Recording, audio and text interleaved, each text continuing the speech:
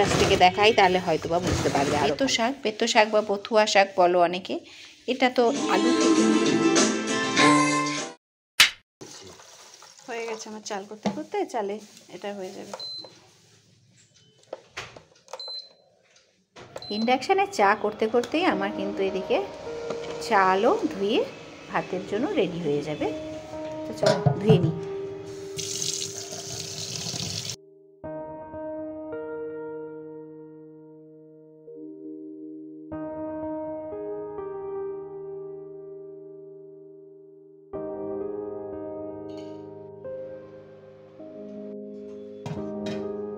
ওদিকে ভাত হতে হতে এদিকে আমার রুটি বেলে শাঁকাও হয়ে গেল। আর রুটির থেকে এত আটা পড়ে না গ্যাসের উপরে, এটা যদি এখন একটু না মুছি চেপটে থেকে যাবে, পরে তোলা খুব মুশকিল হয়ে যায়। তা মুছে নিই একটু। বাথরুম করে এসে তাই করে।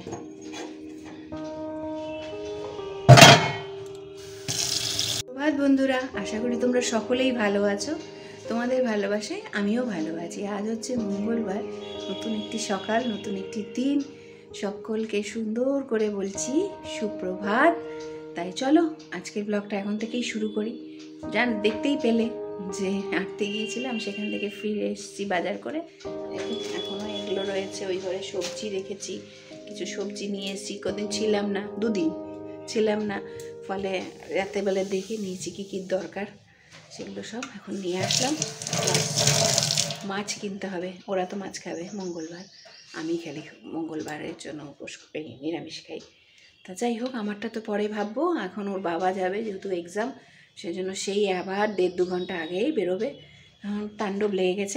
দেখেছো তাড়াহুড়ো, এটাই অন করিনি। ভাত বসিয়ে দিলাম, সুইচ অন করিনি। চা পাতা ভিজিয়ে দিয়েছি, চেকবো। এখন চা আর একটু খেয়ে তারপরে ওর বাবার খাবারটা এখানে বানাবো। আমি মাছ দেবো, মাছ ধুয়ে আগে মাছ রান্না হবে। রুটিও হয়ে গেল, আর তার সাথে সাথে এখন দেখো ফিরছি কিছুক্ষণ পর। এই যে মেয়ের জন্য আলু সেদ্ধ দিয়ে দিলাম। আজ বাজার থেকে নিয়ে এসেছি বাঁচা মাছ। বাবা আর তার বেটি খাবে, তাই জন্য হালকা করে এপাশ ওপাশ করে ভেজে নিয়েছি। আর একটা মাছ দেখো কেমন কই মাছের মতন বেঁকে শুয়েছিল। যাই হোক, সেটাকে সোজা টোজা করলাম, করে হালকা করে ভেজে তুলে রেখে বাকি তেলে কালো জিরে আর কাঁচা লঙ্কা চিড়ে ফোড়ন দিলাম। একটু নাড়াচাড়া করার পর আদা বাটা দিয়ে আবার একটু নাড়লাম। তারপরে এর মধ্যে দিয়ে দিলাম হলুদ আর লবণ দিয়ে গুলিয়ে রাখা জল। তারপর ঝোল ফুটে উঠলে দিয়ে দিলাম মাছের ঝোল।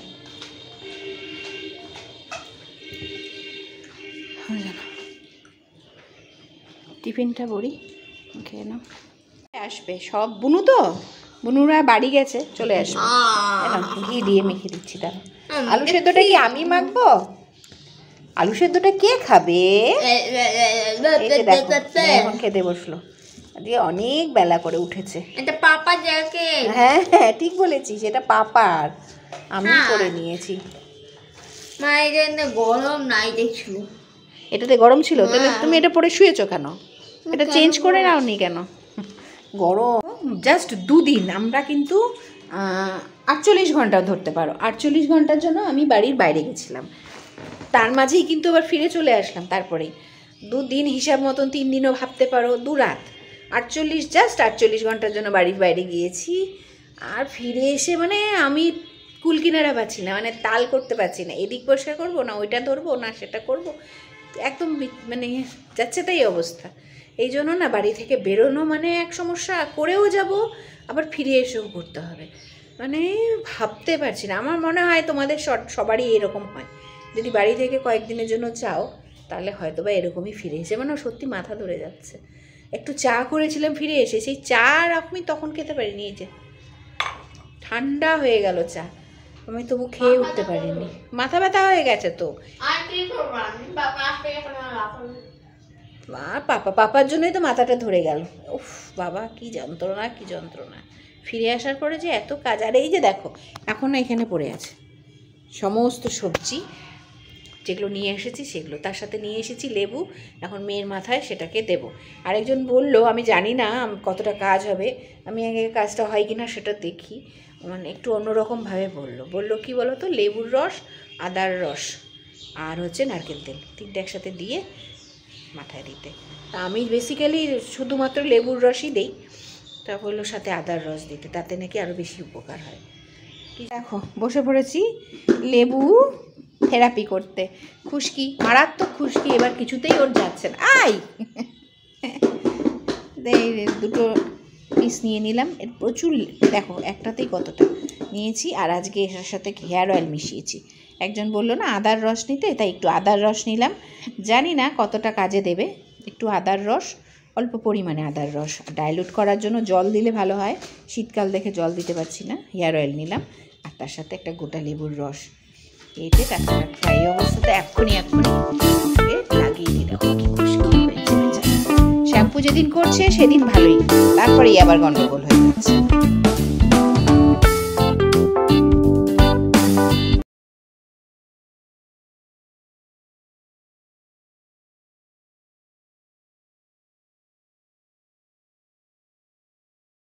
বন্ধুরা তোমাদেরকে একটা জিনিস দেখাই, আমাদের খাওয়া দাওয়া কমপ্লিট, এখন সব গোটান পাটান করছি।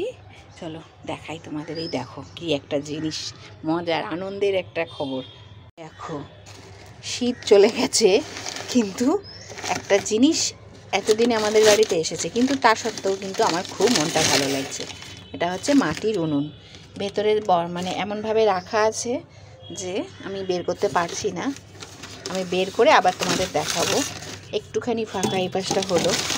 এই দেখো আমার বরের কলেজে বানিয়ে দিয়েছে মাসি, খুবই সুন্দর হয়েছে। আমি হয়তো বা বুঝাতে পারছি তোমাদের দেখিয়ে, একটু এই পাশ থেকে দেখাই, তাহলে হয়তো বা বুঝতে পারবে আরও ভালো। এই দেখো বুঝেছো কি সুন্দর। এটা বের করে দেওয়া একা পারবো না, ভয় লাগছে।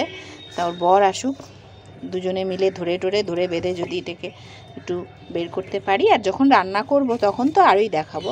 খুবই সুন্দর হয়েছে, একদম ছোট্ট একখানা উনুন মাটির। আর দেখো একটা জিনিস, এরা কিন্তু মাটির সাথে পোয়ালও দেয়। এই যে দেখো, এই দেখো, শুধু মাটি নয় কিন্তু খুব সুন্দর বানিয়ে দিয়েছে। আমি কত দূরের মধ্যে রান্না করে উঠে এটাকে আস্ত রাখতে পারবো সেটা বলতে পারছি না, তবে খুব একটা অভ্যেস নেই যেহেতু, সেজন্য একটু ধীরে সুস্থে বা ছোট্টখাট্টো কিছু রান্না করবো। আর এই আমার পাগলা বর যেমন মাঝে মাঝেই অত্যাচার করে, মাটির উনুনে এই রান্না করে দাও, ওই রান্না করে দাও, মাটির হাঁড়িতে রান্না করে দাও, তখনকার জন্য এটা করে নিয়েছি। তবে এটা খুব সাবধানে রাখতে হবে, মাটির জিনিস। তা চলো এখন আপাতত এইটুকুই তোমাদের দেখাতেও পারলাম, বোঝাতেও পারলাম। এই জিনিসটা কি সুন্দর হয়েছে না, পরে যখন এটাকে দুজনে মিলে তুলবো বাক্সটা থেকে, তখন আরও সুন্দরভাবে দেখাতে পারবো। কেমন লাগলো অবশ্যই কিন্তু কমেন্ট করে জানিও। এত সুন্দর একখানা গিফট পাবো ভাবতেই পারিনি, সত্যি খুব দরকারি ছিল এই জিনিসটা। আর সেটা যে করে দিয়েছে মাসি, এটাতে বাপরে কি গরম বাইরে লাগছে। গিয়েছিলাম একটু বাজার মানে বাড়ির সামনেই যে ফলের দোকানগুলো বসে সেখানে গিয়েছিলাম। মেয়েকে নিয়ে আসতে গেলে ওখান থেকেই বেশিরভাগ দিন ফল আনি, এখন তো রোজ দিন স্কুল যাচ্ছে না, ফলে আনা হয় না। গিয়েছিলাম আনতে ফল, কমলা আর আঙুর নিয়ে এসেছি, তো ওনাকে দিলাম, উনি এখন খাচ্ছেন। আঙুরটা তো আমি বললো যে আমি খাবো না, আমি 2-4টা আঙুর খেলাম। এই কমলা খাওয়া হয়েছে? কমলা খেয়েছো? অরেঞ্জ খেয়ে নিয়েছো? হ্যাঁ। চলো লাইট টাইট অফ করো, চলো শুভ ঘুমাবো। চলো বন্ধুরা ফিরছি আবার সন্ধেবেলায়। এই যে হয়ে গেছে চা, এটা আমারটা নিয়ে নিলাম এখানে, আর এখানে কর্তামশাইয়েরটা ঢাকা থাক, মেশিন অন করাই আছে তাহলে মনে থাকবে আমার। আর এখানে নিয়ে নিচ্ছি আমারটা, একটু চায়ের সাথে টা নিয়ে নিই। আর ওখানে দিয়ে দিয়েছি মেয়েকে জল খেতে। এই যে ওস্তাদ উঠে পড়েছে, এখন একটু পড়তে বসাতে হবে। 2 দিন ছিলাম না, খুব পড়াশুনোর ডিস্টার্ব হয়েছে ভীষণ। কী করছো? গরম গরম চা বানিয়ে নিচ্ছি, ম্যাগি সেদ্ধ, গরম জল একটু দিয়ে নিলাম, একটুখান ভেজলেই এটা হয়ে যাবে। আর এখানে নিয়ে নিচ্ছি সবজিপাতিগুলো, যেগুলো আজকে এনেছিলাম সেগুলো কিছু কেটে রাখবো রাতেই। রাতে কাটলে সকালে খুব তাড়াতাড়ি রান্না করা সম্ভব হয়। কি করব বলো, আগের দিন যদি না কাটি, সকালে উঠে বেটে কেটে ধুয়ে বেছে রান্না করা, খেতে দেওয়া, টিফিন করা, তারপরে হাঁটতে যাওয়া, মেয়ের যত্নার্থী, সব একসাথে পেরে উঠি না অত সকাল। তাই শিম দিয়ে কালকে একটা রেসিপি করব, ইচ্ছে রয়েছে একটা স্পেশাল রেসিপি করব। জানি না কতটা কি করতে পারবো বা কেমন হবে। দেখো এটা হয়ে গেল, এবার একটু মশলা দিয়ে দেবো এর মধ্যে। দিয়ে আসো। হ্যাঁ তাই দিয়ে এসো পাপাকে দিয়ে এসো তাড়াতাড়ি। পাপা নাও, শিগগিরই নাও। এ নাও, তোমারটা খাও আগে। এটা আমার, এটা তোমার। না খেয়ে নাও, খেয়ে নাও, বসো। তারপর পড়ো। খাতা বইগুলো সরিয়ে রাখো, যদি আজকে আমি এর মধ্যে কিছু দেইনি। আগে খেয়ে নাও। হ্যাঁ দিয়েছি, মশলাও দিয়েছি। এমা আমার এই চামচা নিনি, অনেকটা আমার। আর দেবো তোমাদের একটু একটু করে। কি খাচ্ছ? ও কেমন রান্না করেছি? মাম্মাম তো করেছে। কেমন হয়েছে? ভালো লাগছে? ও বাবা, চল তাড়াতাড়ি খাও, তবে তো পড়ার টাইমটা থাকবে। ওই দেখো আবার ডান হাঁটু কানের গোড়ায়, দেখেছো? যতবার বলি পাটা নামিয়ে বস, কিছুতেই না। ডান হাঁটু সবসময়। বিছানায় বসলেও ওপরে পা, চেয়ারে বসলেও পা ওপরে। এটা আবার কি হচ্ছে? এ বাবা, ক্যামেরাটা কি করছে রে? তোর সাথে সাথে ক্যামেরাও নাচানাচি করছে। বসে পড়েছি রাতের কিছু সবজিপাতি কেটে রাখার। এই যে নিয়ে এসেছি যে শাক, সেটা দিনের বেলায় বেছে উঠতে পারিনি, এখন নিয়ে নিলাম। আর এই যে পড়াশুনো চলছে, পড়ানোর সাথে সাথে এই কাজটাও একসাথেই করে নিই, এই সময়টা বাঁচে, আর কিছুই না। তো চলো এগুলো একটু বেছে নিই। এটা তো বেতো শাক বা বথুয়া শাক বলো অনেকে। এটা তো আলু খেতে এমনিই হয়, চাষ করতে হয় না, কিন্তু এই শাকটা এত ভালো হয় খেতে। আর এই শাকটা শুধুমাত্র শীতকালেই পাওয়া যায়, মানে আলু চাষ হয় যখন শীতকালে, সেই সময়ই পাওয়া যায়। অন্য সময় কিন্তু এই শাকটা হয় না, তার জন্য আমরা খেতেও পাবো না। তা যতদিন রয়েছে বাজারে ততদিন একটু খেয়ে নেওয়াই ভালো। এই সাথে এই শাকটা বিশেষ করে এই যে এইভাবে, মানে এটা অনেকটা মোটা ডাঁটা তো, ওই জন্য এইভাবে কিছুটা ছাড়িয়ে নেব। মেনলি এইভাবে মাথা থেকে ভেঙে নেওয়া, আর কিছু নেই। মোটা ডাঁটাটা ফেলে দেবো। এটা অনেকটা মানে তাড়াহুড়ো করে ওরা অনেকটা বেশি আগে থেকেই তুলে ফেলেছে, নিচ থেকে কেটেছে, যাতে অ্যাকচুয়ালি এটা এই মাথা থেকে এইভাবে, এই শুধু ডাঁটের সামনেটুকু নেব, আর একদম শেষেরটা নেব কোথার থেকে বলো তো? এইভাবে একদম এইখানে, এই যে হলো। আর এইখানে এটাও নিয়ে নেব, এটাও ফেলবো না। এটাতেও ভালো একটা শাক, নরমটা রয়েছে। এই যে যেখান থেকে তোমার নখ দিয়ে ভালো মতো কেটে যাবে, সেখান থেকে তুমি নিয়ে নেবে। এটা ফেলে দেবো। এটা কিন্তু ভালো হবে না, দেখো কতটা শক্ত এটা। এই দেখো, এটাও দিতে পারো, নয় আমি দেই না, এই জন্য এটা আমি ফেলে দেবো, বেছে নেব। তাতে একটু সময় বেশি লাগবে, একটু মোটা যেগুলো, এই যে এগুলো। কিন্তু এটা আবার তো এটা কিন্তু সরুটা, এটা এমনি কেটে নিচে ফেলতে হবে।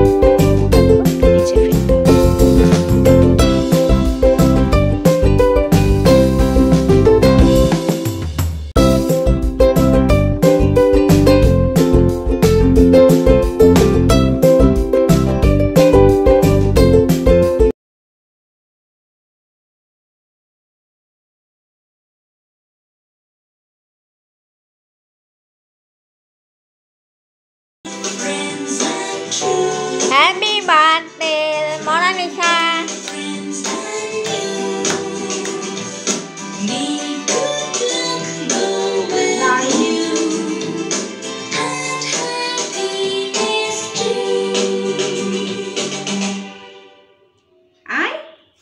আয় আমার কাছে আয়। একটু দেখ।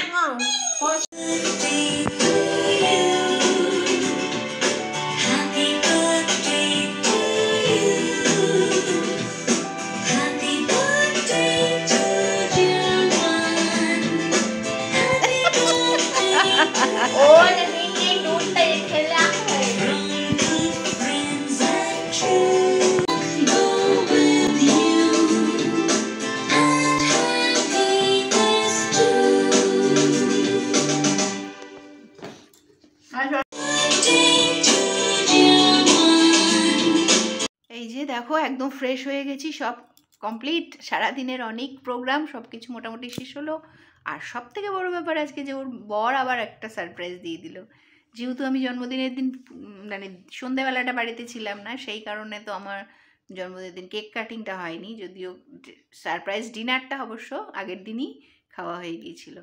তা যাই হোক, আজকে তো দারুণ একটা মজা হলো। সন্ধ্যের পরে এই হঠাৎ করে দেখি চুপচুপি মেয়ে আর বাবা যেন কি কথা বলছে অন্য ঘরে, তা আমি বুঝতে পারিনি, আমি কাজ করছিলাম এইদিকে। তারপরে হঠাৎ করে দেখছি যে এরকম একখানা সাজিয়ে গুছিয়ে আমাকে সারপ্রাইজ দিয়ে দিল। তা তোমাদের আজকের ব্লগটা কেমন লাগলো অবশ্যই কমেন্ট করে জানিও। যদি ভালো লাগে তাহলে অবশ্যই একটা লাইক, কমেন্ট আর সাবস্ক্রাইব করে রেখো আমার চ্যানেলটিকে। সকলকে এখন জানাই শুভরাত্রি। সকলে ভালো থেকো, সুস্থ থেকো। দেখা হচ্ছে নতুন আরেকটি ব্লগে তোমাদের সকলের সাথে। টাটা।